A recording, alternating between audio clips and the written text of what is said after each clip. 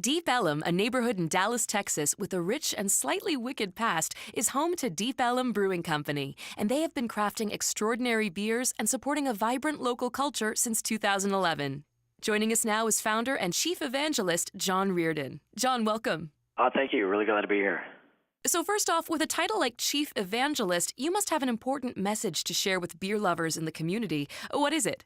Well, I do. Yeah, that message has definitely morphed as we've grown as a company. I mean, initially it was to banks and investors to get this thing off the ground. Then it was to the state of Texas and our local community that, good beer could absolutely be brewed in Dallas, Texas. And now it's about pushing the status quo and continuing to push this brand and, what we can do further and further.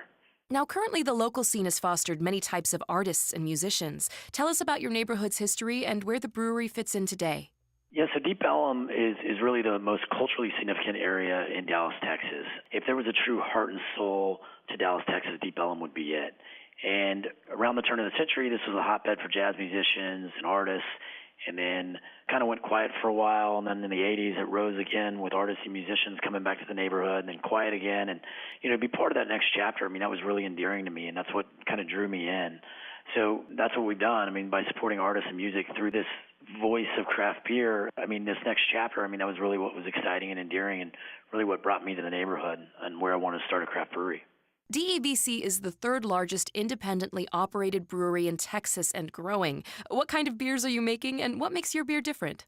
So Deep Ellum IPA, that was our first true flagship. It was 70 IBU, 7%, West Coast style IPA, Deep Ellum IPA. Then we went with Dallas Blonde, another 5.2%. So we find ourselves now kind of going to the extremes of the spectrum. We're going to a lighter lager, so easier drinking for this Texas heat. And we're also going into sours, barrel-aged, big beers. Just really going to the virtual end of what beer can be. And it's just exciting on both fronts.